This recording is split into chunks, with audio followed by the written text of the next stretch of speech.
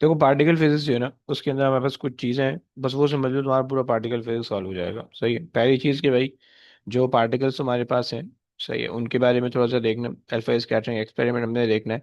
सही है। हमारे पास जो है ना डिके जो होते हैं वो किन वजह से होते हैं वो देखना है, और स्टैंडर्ड मॉडल हमने देखना है। सही है। तो ये हमने देखना है। सही है। अच्छा, जिन लोगों ने केमिस्ट्री नहीं पढ़ी, जिन हजरात ने जिंदगी में जरा गौर से सुन लेना प्लीज, काम आ जाएगा। सही है। अच्छा जी।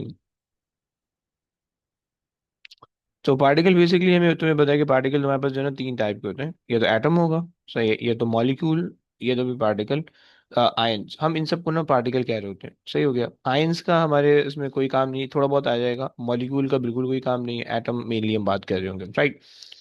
अगर कोई एटम होगा ना, सही है, तो उस एटम को तुम इस तरह से रिप्रेजेंट करोगे, राइट। रिप्रेजेंटेशन की इस तरह से होने वाली है। सही हो गया। कि देखो तुम्हारे पास जो है ना ये एटम होगा एक्स, राइट। यहाँ पे जो है इसके प्रोटॉन नंबर होंगे, यहाँ पे इसके जो है ना वो न्यूक्लियॉन नंबर होंगे या मास नंबर होंगे, और यहाँ पे चार्ज होगा, राइट। ये तीन चीजें हमारी समझ में आती हैं। केमिस्ट्री जिनके पास नहीं है भाई प्लीज गौर से सुनना, नहीं समझ में आया तो दो दफा पूछ लेना। लेकिन देखो समझ में नहीं आएगा अगर केमिस्ट्री नहीं तो होगा। सही है। तो ओ लेवल वाली केमिस्ट्री से काम चल जाएगा ना? हाँ चल जाएगा, चल जाएगा, अगर याद है चल जाएगा। बस ये तुम्हें प्रोटॉन न्यूट्रॉन इलेक्ट्रॉन निकालने आने चाहिए। ओके। अच्छा, तुम्हें ये पता होना चाहिए कि भाई जो हमारे पास प्रोटॉन है, जो हमारे पास न्यूक्लियॉन है, वो उनका रिलेशन क्या है। Nucleon number is equal to proton plus neutrons. Okay. दो अलग अलग चीजें देखो। कोई भी जो है ना वो होता है, कोई भी तुम्हारे पास एक एटम होता है, ये एक एटम एटॉमिक स्ट्रक्चर है। सही है। इसके अंदर ना तीन चीजें तुम्हें मिलेंगी। एक तुम्हारे पास जो है ना इलेक्ट्रॉन मिलेगा तुम्हें, सही है, एक तुम्हें प्रोटॉन मिलेगा, सही है, और एक तुम्हें न्यूट्रॉन मिलेगा। ये दो तुम्हें दिख रहा है, राइट। सो प्रोटॉन न्यूट्रॉन का आपस में रिलेशन होता है। सही है। अगर तुम प्रोटॉन और न्यूट्रॉन को ऐड करोगे, सो जो चीज तुम्हारे पास बनती है हम उसको न्यूक्लियॉन कहते हैं या फिर मास नंबर कहते हैं, राइट। तो मास नंबर क्या है, तो न्यूक्लियॉन तुम्हारे ऊपर सही हो गया। और अगर तो एक एटम न्यूट्रल स्टेट के अंदर है तो उसके अंदर प्रोटॉन और न्यूट्रॉन, प्रोटॉन और इलेक्ट्रॉन इक्वल फॉर्म में होंगे, राइट, क्योंकि प्रोटॉन पॉजिटिवली चार्ज होता है, न्यूट्रॉन नेगेटिव चार्ज होता है, राइट। सो अगर दोनों सेम अमाउंट में तो जो एटम है उसके ऊपर कोई नेट चार्ज नहीं होगा, लेकिन अगर वो सेम में नहीं है तो नेट चार्ज जीरो हो जाएगा, तो कोई भी नेट चार्ज आ जाएगा। जैसे कि फॉर एग्जाम्पल अब देखो तुम्हारे पास यूरेनियम है, सही है, 92 प्रोटॉन है, सही है, और 235 इसकी न्यूक्लियॉन है, सही है। सो प्रोटॉन हमने लिए 92, राइट। न्यूट्रॉन तुमने निकालना है, ये इक्वेशन लगा दी, राइट। यहाँ तुमने डाल दिया 235, सही है, प्रोटॉन में डाल दिया 92, राइट। तुम्हारे पास न्यूट्रॉन आ गए, सही हो गया। और इलेक्ट्रॉन चूंकि इस पे यूरेनियम पे कोई चार्ज नहीं है तो इलेक्ट्रॉन भी उतने ही है जितने प्रोटॉन है, सही है। अच्छा, अब तुम्हारे पास है पोटेशियम 1+ की फॉर्म में, राइट। तो प्रोटॉन तुम्हारे पास डायरेक्ट आ गया। न्यूट्रॉन निकालने के लिए तुमने ये इक्वेशन लगा दी जिसके अंदर न्यूक्लियॉन तुमने 39 रखा, ये तुमने 19 रखा, एंड यू सब्ट्रैक्ट, राइट। और इलेक्ट्रॉन तुम्हारे पास आ गया नेगेटिव, इलेक्ट्रॉन तुम्हारे पास एक कम हो गया, सही हो गया। देखो इलेक्ट्रॉन अगर कम होगा ना तो पॉजिटिव चार्ज आ जाएगा, इलेक्ट्रॉन अगर ज्यादा होगा तो नेगेटिव चार्ज आ जाएगा, राइट। सो इसका मतलब है एक इलेक्ट्रॉन कम है तो तुम्हारे पास जो है ना इस तरह का चार्ज आ रहा है, राइट। अच्छा जनाब, साथ में हमारे पास बहुत दफा आइसोटोप की इक्वेशन भी पूछी जाती है, सही है। सो हम ये कह रहे होते हैं कि एटम के बजाय तुम न्यूक्लियस लिख लो। सो हम यहाँ पे कह रहे होते हैं कि भाई nucleon of the same element, सही है, एटम के बजाय यहाँ पे हम कह रहे थे एटम वाली चल न्यूक्लियस। जाएगी ना? हाँ, एटम वाली डेफिनेशन चल जाएगी ना?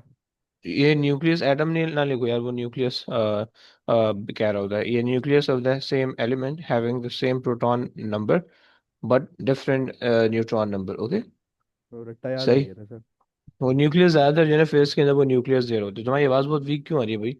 मैं बोल रहा हूँ रट्टा याद आ हाँ गया अब था। सही, हाँ बस सही सही। रट्टा यार थोड़ा सा यहाँ पे ना थोड़ा सा फिजिक्स में केमिस्ट्री वाले जो है ना थोड़ा सा वो गंद कर रहे होते हैं वो। सही है, तो मैं बता दूंगा क्या सीन है, बट न्यूक्लियस बस लिख देना। सही है, वो atom of the same element को नहीं कंसिडर कर रहे होते हैं, सही, खैर। चलो यहाँ तक हमने बात कर ली। दूसरी चीज, सही देखो ये बिल्कुल आसान सी चीज है, चलो एक एक तुमसे प्रैक्टिस करवाता हूँ फिर आगे चलूंगा। सही है। मूसा जिंदा बैठा है, मूसा जरा आ जी। जाइए। हाँ जी भाई, कैल्शियम है मेरे पास, सही है, 40 है, 20 है, सही है। मुझे इसमें प्रोटॉन बता दे भाई, न्यूट्रॉन बता दे भाई, और इलेक्ट्रॉन बता दे जल्दी। बता दिए कितने बोले?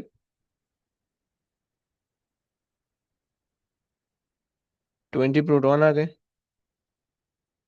इलेक्ट्रॉन भी 20 आएंगे और न्यूट्रॉन भी 20। सही है भाई, शबाटर है यार तू। ओके, सही हो गया। अच्छा, अगर तुम्हें यहाँ पे चलो 2+ का चार्ज लगा दो फिर, अब क्या होगा? फिर प्रोटॉन दो ज्यादा हो जाएंगे। प्रोटॉन दो ज्यादा, प्रोटॉन के साथ ज्यादा कम नहीं हो सकते, इलेक्ट्रॉन के साथ कमी आजादी करनी वो है आपने। इलेक्ट्रॉन कम होंगे सर जी। हाँ जी। इलेक्ट्रॉन जो है ना वो दो कम हो जाएंगे। सही है, तो प्रोटॉन अब आपको दो ज्यादा लगेंगे, राइट, बट प्रोटॉन जो है वो नहीं होते। सही है। आशीष तुम भी बता दो एक जरा। अगर लेट से मेरे पास है क्लोरीन है, या चलो तुम चलो क्लोरीन ले लेते हैं, मुझे भी इतने ही याद, इतना ज़्यादा नहीं याद। 37 वाला ले लेते हैं, चलो 37 है और 17 है, तो भाई इसमें कितने प्रोटॉन आने वाले हैं? और कितने न्यूट्रॉन होंगे और कितने इलेक्ट्रॉन होंगे? हाँ जी, क्विक। अबे कहाँ गया? लो पता नहीं। 17। हेलो, आवाज नहीं आ रही? हाँ अब आई, बोलो बोलो। अच्छा अच्छा, बोलो न्यूट्रॉन 20 होंगे, इलेक्ट्रॉन भी 17 होंगे। ओके। ओके चलो।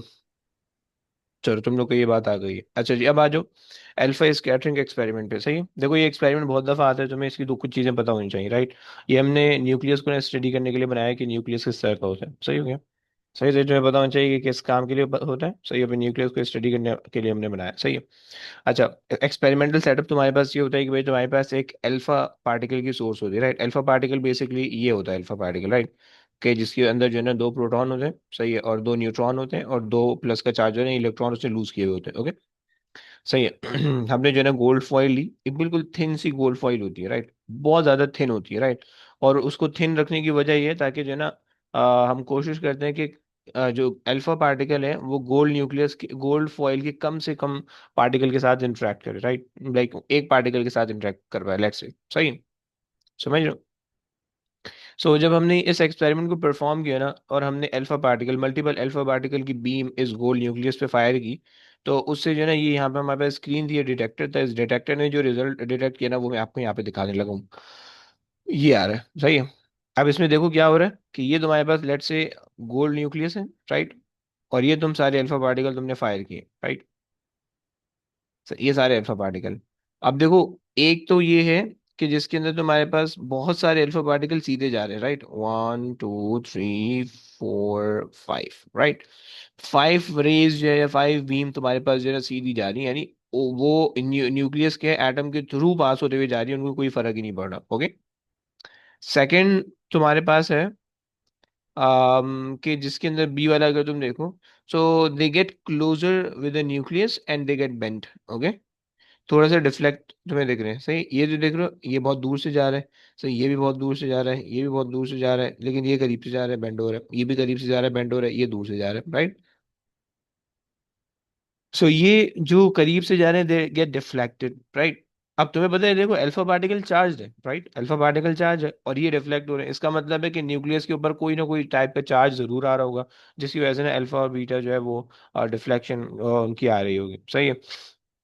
अच्छा, और फिर उसके बाद जो तीसरी जो सी है ना, उसके अंदर तुम देख रहे हो कि भाई एक एक पार्टिकल है जो कि जो है ना बिल्कुल बाउंस बैक हो रहा है, राइट। ये तीन चीजें तुमने, तीन बिहेवियर तुमने देखे, राइट। अब ये तीन ऑब्जर्वेशन है, पहले तो इन तीनों ऑब्जर्वेशन को हम लिख लेते हैं। सही, पहली ऑब्जर्वेशन हमारे पास है कि भाई most of the alpha particle go undeviated, right.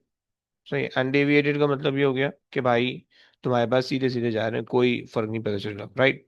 अब इस ऑब्जर्वेशन की कंक्लूजन में ये पता चली कि भाई most of the atom is empty, right, 90% atom empty होता है। सही है। न्यूक्लियॉन्स जो होते हैं और इलेक्ट्रॉन वो बहुत छोटी सी जगह पे जो है ना वो बहुत छोटी सी जगह ऑक्यूपाइड होती है उनकी वजह से। अच्छा जनाब, ये तुम्हारे पास आ गया, पहली बात हो गई। दूसरी चीज कि तुम्हारे पास जो है ना, अगर सेकंड हमने ऑब्जर्वेशन की, some of the alpha particle get deflected at some angle, right, छोटे से एंगल पे डिफ्लेक्ट हुए, तो उसकी वजह से हमने कहा कि भाई न्यूक्लियस इज चार्ज्ड, राइट, हमने ये बात कर दी। सही, क्योंकि जब कोई चीज चार्ज होती है, क्योंकि टकरा नहीं रहा, बगैर टकराया जा रहा है लेकिन फिर भी डिफ्लेक्ट हो रहा है, सो इसका मतलब है हमें पता चल रहा है कि भाई न्यूक्लियस चार्ज है, राइट। सेकंड चीज हो गई। थर्ड तुम्हारे पास है कि भाई very few of the alpha particle deviated more than 90 degrees. वो जो तुम्हें एक पार्टिकल दिख रहा है ना ये वाला, ये मोर देन 90 डिग्री। सही है। इसके अंदर तुम क्या कह सकते हो कि भाई आपको पता चलेगा कि भाई न्यूक्लियस इज वेरी स्मॉल, सही हो गया, एक बात तो मेरी पता चल गई, सही है। और न्यूक्लियस का जो डायमीटर होता है वो तकरीबन -15 होता है, राइट, एक्सपोनेंट -15, ओके। और एटम का जो डायमीटर होता है एक्सपोनेंट -10 होता है, एस्टिमेशन में कभी कभार आ जाता है, ओके। एंड तुम्हें दूसरी ये चीज पता चल गई कि न्यूक्लियस पॉजिटिवली चार्ज, राइट। और पॉजिटिवली चार्ज इस वजह से है क्योंकि तुम्हारे पास तुम्हारे पास जो जो दो पार्टिकल है ना, जो बिल्कुल 90 डिग्री जा रहा है, इसका मतलब है it is repelled by the nucleus, right. और न्यूक्लियस पॉजिटिवली चार्ज है और अल्फा पार्टिकल भी पॉजिटिवली चार्ज है, तब जाके रिपल्जन पॉसिबल है, right. So that's why, right. Second चीज हो गई। अच्छा, एक और चीज कि mass of the atom is concentrated toward the centre, right. ये हमने कुछ चीजें जो है ना इसकी वो कर ली है, राइट। देखो भाई, ये अल्फा स्कैटरिंग एक्सपेरिमेंट इसी तरह से रट्टा लगाओगे, सही, इसी तरह से भाई वो बार बार पूछेगा, इसी तरह से इसको आंसर करोगे, सही। कोई इसके अंदर कोई नई चीज नहीं पूछेगा, सही, कोई होशियारी तुमसे नहीं करेगा। सिर्फ ये सेम चीज आएगी, रट्टा लगा के भाई उसमें लिखना है, सही है। नहीं समझ में आता भाई, दो चार दफा मार्किंग की रट लो, लिख देना, कोई मसला नहीं होगा, सही है। ये तुम्हारे पास हो गया दूसरा काम।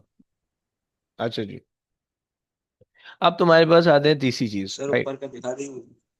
जी भाई, अभी बहुत सारी चीजें ये हैं। अभी अल्फा स्केट नहीं करा है अभी और कुछ। हाँ जी, बस ये पार्टिकल की अल्फा स्कैटरिंग, दो चीजें की। अच्छा जी, आओ आगे चलते हैं।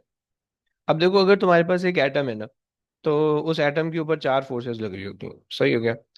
एक हमारे पास होती है ग्रेविटेशनल फोर्स, राइट। और ग्रेविटेशनल फोर्स में बताया मास की वजह से लगती है, लेकिन जो है ना वो बहुत वीक फोर्स होती है, तो हम ग्रेविटेशनल फोर्स ना बात ही नहीं कर रहे होंगे, मैंने सिर्फ लिख दिए फोर्सेस बनाने के लिए, बट ग्रेविटेशनल फोर्स जो है ना वो बहुत वीकेस्ट होती है, राइट। तो इसको तो हम इग्नोर ही कर देते हैं, सही है। सेकेंड फोर्स हमारे पास है इलेक्ट्रोमैग्नेटिक या फिर इलेक्ट्रोस्टैटिक फोर्स, राइट, जो कि तुम्हारे पास चार्ज पे लग रही होती है, राइट। अच्छा, चार्ज तुम्हारे पास दो टाइप के हैं, एक तुम्हारे पास प्रोटॉन प्रोटॉन है जो कि न्यूक्लियस के अंदर है, और एक प्रोटॉन इलेक्ट्रॉन है जो कि एटम के अंदर है, सही है।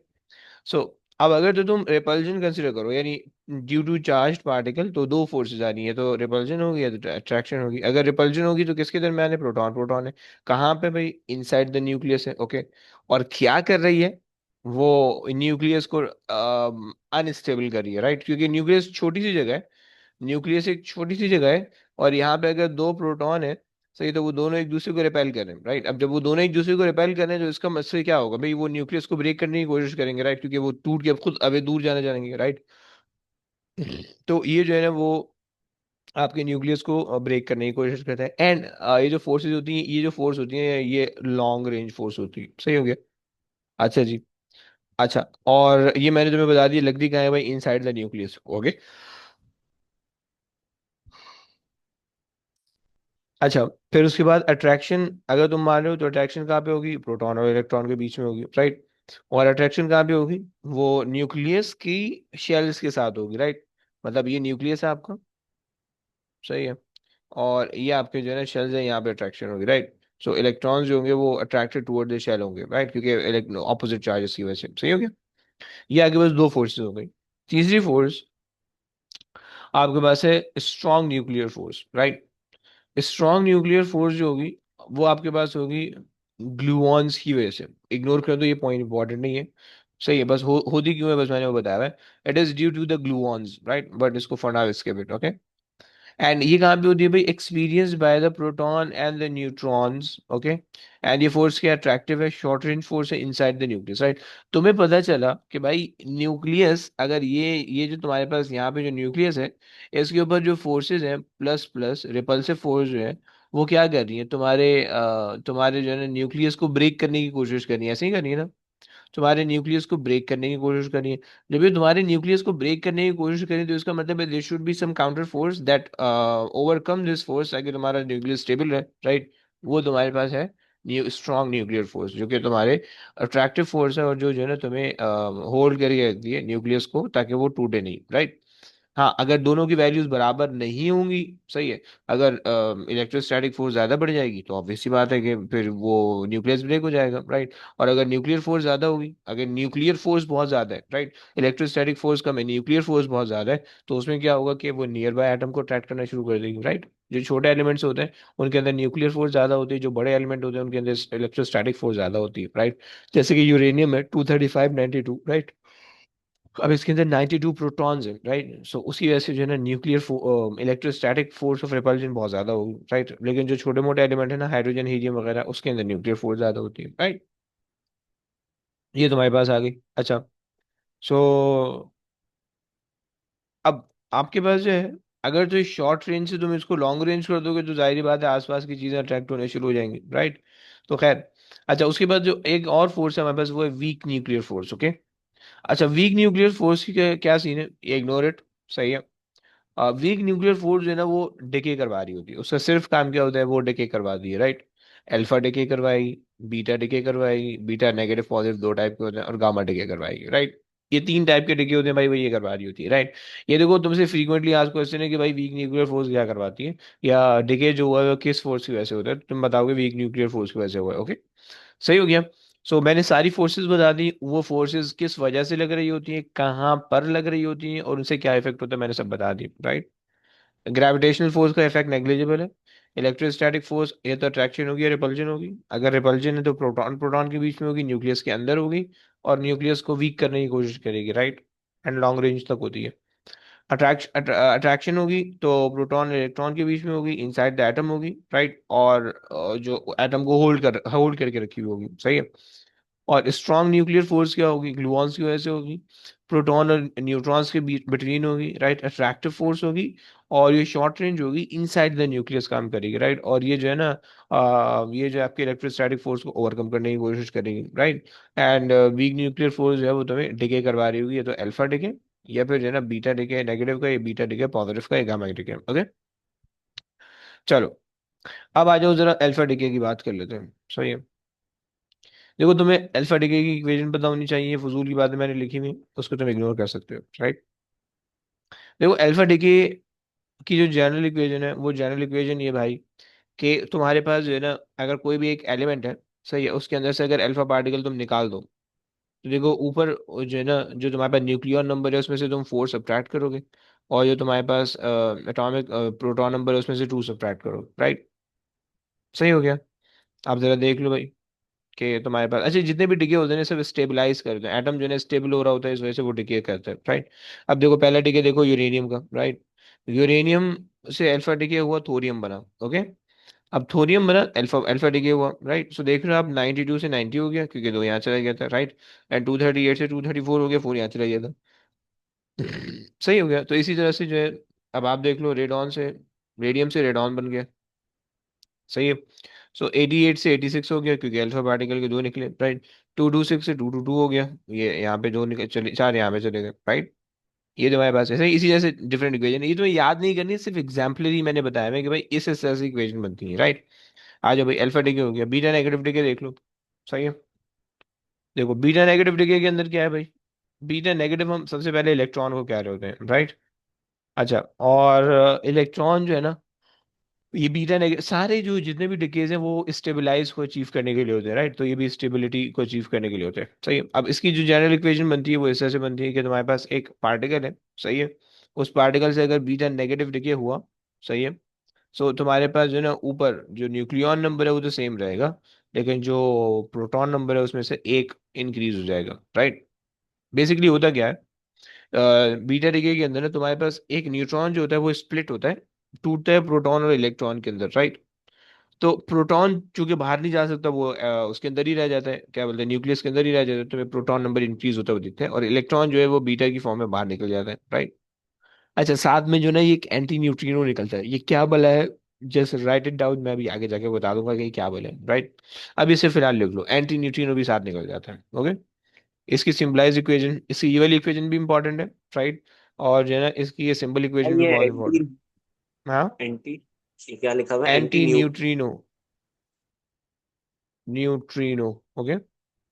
एंटी न्यूट्रिनो निकलता है, सही। अब ये इक्वेशन देख लो, पहली वाली, कार्बन 6 है, सही, आइसोटोप है कार्बन का, ये बीटा डिके हुआ इसका, तो ये जो है ना नाइट्रोजन बन गया, 6 से 7 हो गया। और अब नाइट्रोजन बीटा डिके है, इसका क्या मतलब है, देखो ऊपर तो सेम है, राइट, न्यूक्लियॉन्स सारे सेम है, राइट।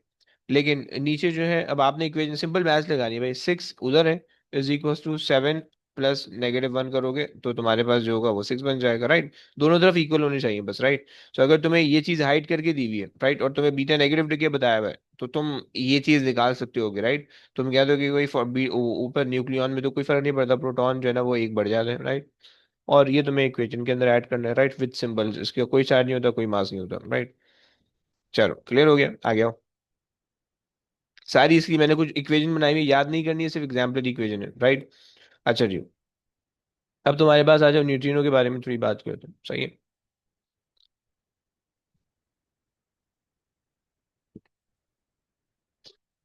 देखो न्यूट्रिनो पहले है क्या, उसको समझ लो। न्यूट्रिनो हम कहते हैं कि भाई हमारे पास एक मैटर है। पहले एंटी न्यूट्रिनो नहीं बता रहा हूँ, न्यूट्रिनो बता रहा हूँ, सही। एंटी न्यूट्रिनो उसी का रिश्तेदार है, सही है। सो देखो न्यूट्रिनो क्या होता है कि neutrino is a matter with no charge and less, very less mass, right. हम कहते हैं कोई मास नहीं है, राइट। इतना मास कम होता है कि कोई मास नहीं है, right. And they produce mainly in the high energy reaction, like the reaction on the sun and on the stars, right. तुम्हें क्या पता चल गया न्यूट्रिनो क्या है, कि भाई न्यूट्रिनो एक मैटर है, राइट, जिसका कोई चार्ज नहीं है, कोई मास नहीं है, राइट। एंड मेनली कहाँ पे प्रोड्यूस होता है, हाई एनर्जी रिएक्शन पे प्रोड्यूस होता है, राइट। अच्छा, अब दूसरी बात, भाई क्यों प्रोड्यूस होता है, क्या जरूरत थी प्रोड्यूस करवाने की, सही है। सो अब लेट्स से, जब हम ये बीटा बीटा डिके हम देख रहे थे ना, ये वाले एक्सपेरिमेंट जब हम देख रहे थे ना, तो हमने क्या देखा कि भाई अगर तुम कॉमन सेंस के हिसाब से सोचो कि भाई जब ये डिके होगा तो ये जनरेट होंगे, दो चीजें जनरेट होंगी, राइट। और इनकी कोई अपनी एनर्जी होगी, बिकॉज दे स्टार्ट मूविंग, जैसे ये डिके होंगे, राइट, एक्सप्लोड होके डिके होंगे, तो they start moving, right. So beta की कोई ना कोई एनर्जी होगी, राइट। सो अगर आपके पास लेट्स से 10 कार्बन के एटम है, राइट, 10 कार्बन के एटम अगर डिके हुए हैं और वो नाइट्रोजन बनाए हैं, तो 10 बीटा पार्टिकल निकलेंगे, राइट। सो उन 10 के 10 बीटा पार्टिकल की स्पीड सेम होनी चाहिए थी, या मूवमेंट सेम होनी चाहिए थी, लेकिन मूवमेंट सेम नहीं थी उनकी, डिफरेंट मूवमेंट थी, जब हमने उनको देखा, चेक किया, सही है। और वो जो डिफरेंट मूवमेंट थी, उससे हमें ये पता चल गया कि there should be something other than the beta particle के दैट कैरीज एनर्जी, राइट। और वो हमारे पास था neutrino, okay. Neutrino anti neutrino बात की बात है, बट यहाँ पे न्यूट्रिनो, राइट। सो हम ये कहते हैं कि the energy spectrum of the beta decay appear continuous, right. Continuous का मतलब है कि बीटा डिके की फिक्स वैल्यू नहीं आ रही थी, बल्कि डिफरेंट वैल्यूज आ रही है, right. while the beta particle have the specific energy, this is what we thought, okay. So this is what we thought, okay. Mm,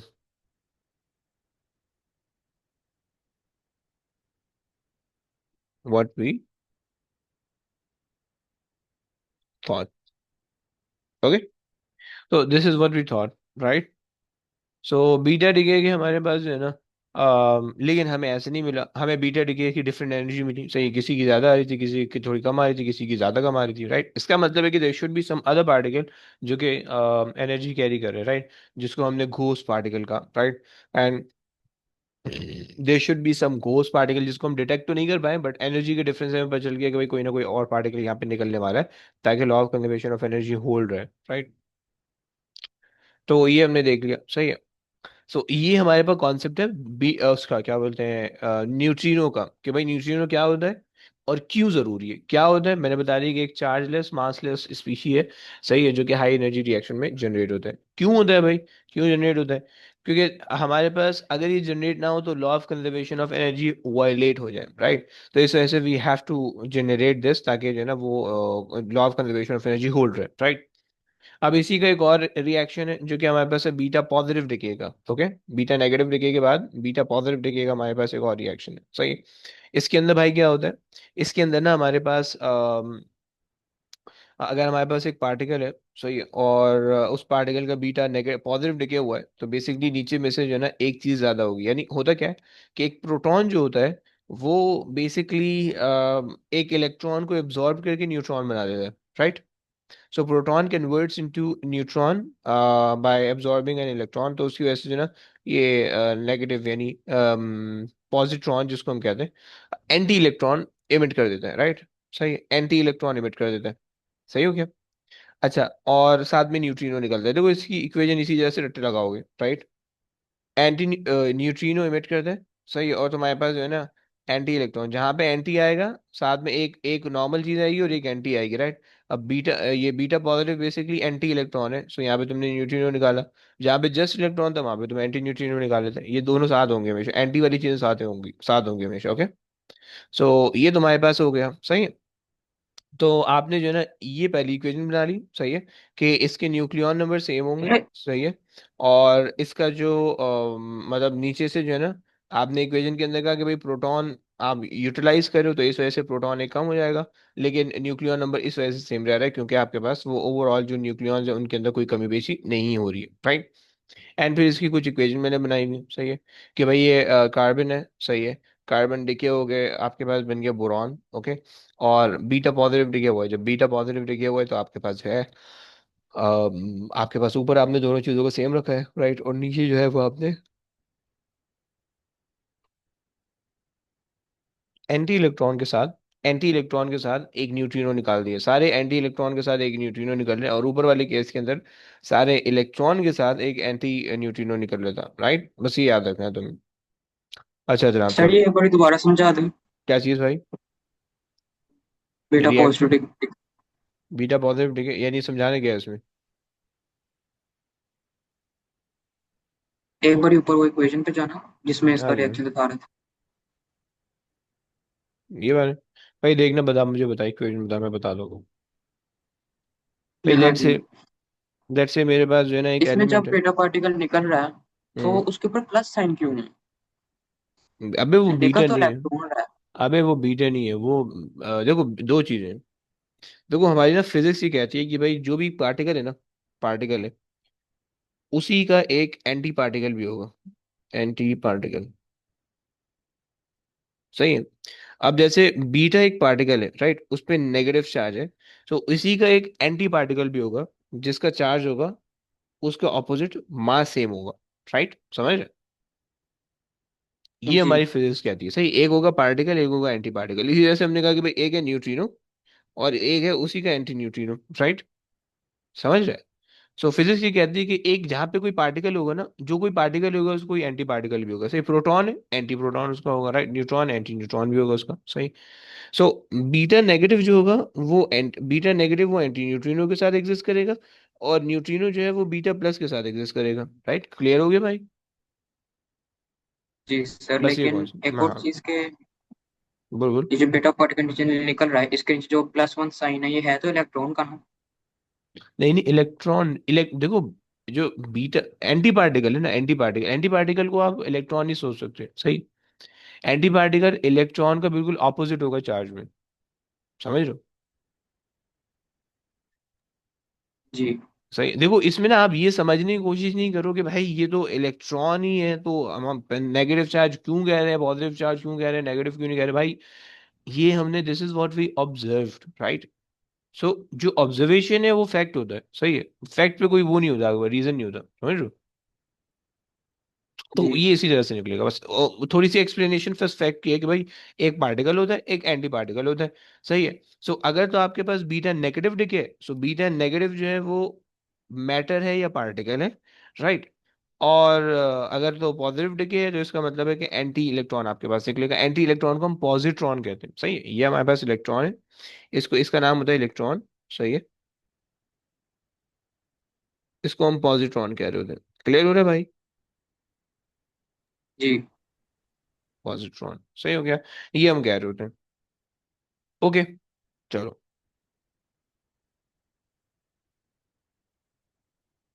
आ जाओ, बस यहाँ पे रोक दें क्लास को, सही है। हमने सारे डिकेस कर लिए। अच्छा, गामा डिके के अंदर जो है ना, गामा डिके के अंदर ऐसे कुछ भी नहीं होता, सही। गामा डिके के अंदर सिर्फ जो है ना स्टेबलाइजेशन होती है, वो हमारे सिलेबस के अंदर नहीं आता, बहुत कम आता है, सही है। सो गामा डिके के अंदर जो है ना सिर्फ एनर्जी रिलीज होती है, मतलब जैसे कि अल्फा बीटा गामा तीनों चीजें। जैसे कि भाई हमारे पास जो है ना, ये चलो ये एक दो चीज और भी है।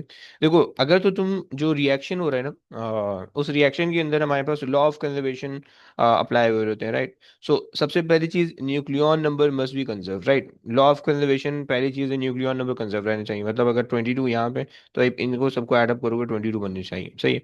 नीचे प्रोटॉन ऐड अप करोगे तो भाई 11 बनने चाहिए, right. Charges should be conserve, right. अगर इनिशियली जीरो चार्ज है तो फाइनली भी जीरो चार्ज होना चाहिए, राइट। सो ये हमारे पास जो है ना ये हमारे पास एक एक कॉन्सेप्ट है, राइट। यहाँ पे चार्ज जीरो नहीं, यहाँ पे चार्ज वन का है, क्योंकि प्रोटॉन डिके होके ये बन रहा है, राइट। तो ये आपके पास है, सही है। और तीसरी चीज भाई, मोमेंटम कंजर्व होना चाहिए, राइट। ये तीन कंजर्वेशन लॉज हैं जो कि आपसे पूछ सकते हैं, सही है। तो इन तीनों को आपको याद पता होना चाहिए, राइट। अच्छा, आखिरी चीज में आती है gamma decay, right. Gamma decay के अंदर क्या होता है कि गामा डिके के अंदर जो है ना, एक अनस्टेबल एटम जो है वो एक्साइटेड होता है, उसमें ज्यादा एनर्जी होती है, तो वो ज्यादा एनर्जी रिलीज करके वो स्टेबल बन जाता है। This is the simple form of the gamma टिके, राइट। जैसे कि हमारे पास बेरियम है, सही है, और ये स्टेबल है, मैंने इस पे स्टार बनाया हुआ है, राइट। कुछ चार्ज वार नहीं है, स्टार बनाया हुआ है। ये नॉर्मलाइज हो गया, इसके अंदर कोई चेंज नहीं आएगा, कोई भी चेंज नहीं आएगा, सही है। बस गामा जो है ना वो एनर्जी निकल जाए। गामा बेसिकली तुम्हें पता है, गामा रेडिएशन पता है, इलेक्ट्रोमैग्नेटिक स्पेक्ट्रम का पार्ट है, राइट। तो वो वाली गामा रेडिएशन निकल जाएगी, राइट। और गामा रेडिएशन तुम्हारे पास होती है जीरो एंड जीरो, राइट। कोई ना चार्ज होता है ना मास होता है, कुछ भी नहीं होता, राइट। काइनेटिक एनर्जी उसके पास होगी, बस ये होगा, राइट। जब ये निकलेगा तो गामा काइनेटिक एनर्जी के साथ निकलेगी, और गामा जो है वो खुद इलेक्ट्रोमैग्नेटिक स्पेक्ट्रम है, तो उसकी खुद अपनी कोई ना कोई एनर्जी होगी, राइट। बाकी जब देखो इसके अंदर जब ये टिके होंगे ना, तो इनके अंदर क्या होगा, इनके अंदर काइनेटिक एनर्जी होगी, राइट, क्योंकि ये मूव होना शुरू हो जाएंगे, right. And when the motion generates the kinetic energy, okay. So ये तुम्हारे पास हो गया, सही हो गया। अच्छा जनाब, चलो। मैटर और एंटी मैटर में तुम्हें समझा चुका हूँ। एंटी पार्टिकल या एंटी मैटर, हमने ये कहा कि भाई this type of matter that has the same, it is a type of matter. Anti matter को हम कहते हैं कि भाई वो बेसिकली एक ऐसा मैटर है कि जिसके ऊपर मास, जिसका मास तो सेम होता है लेकिन चार्ज ऑपोजिट होता है, राइट। ये सिंपल सा कॉन्सेप्ट है एंटी मैटर का, सही है क्या। And for every matter, there is a corresponding antimatter which has the same mass but opposite in charge. जैसे कि प्रोटॉन है, सही है, सो एंटी प्रोटॉन हो जाएगा, सही है। इलेक्ट्रॉन है तो एंटी इलेक्ट्रॉन हो जाएगा। इलेक्ट्रॉन तो हमारे पास इलेक्ट्रॉन होता है, एंटी इलेक्ट्रॉन पॉजिट्रॉन कहलाते हैं, राइट। सिमिलरली न्यूट्रॉन है, एंटी न्यूट्रॉन हो जाएगा, राइट, एंड सो ऑन। सही हो गया। यहाँ तक तुम्हारे पास ये चीज होगी, सही है। अब तुम्हारे पास जो है ना ये गंदी सी चीज आती है जो कि छोटी सी है, सही। इसको मैं नेक्स्ट क्लास में समझाऊंगा, और नेक्स्ट क्लास को मैंने कल करना है ये मुकम्मल करने के लिए, सही है। और बस फिर उसके बाद इसके क्वेश्चन करेंगे, सही। कल थोड़ी सी क्लास होगी, आधा आधा घंटे की कल भी रख लेंगे, सही। और ये मुकम्मल कर लेंगे, सही हो गया। ये अगर आज रात में फ्री हो तो आज रात में तुम लोग आ सकते हो तो आ जाना, सही है। थोड़ी सी क्लास करके उसको निपटा लेंगे, सही है। चलो बस, ओके सर। चलो जी। ओके भाई, टेक केयर बच्चों, अल्लाह हाफिज। अल्लाह हाफिज। अल्लाह हाफिज।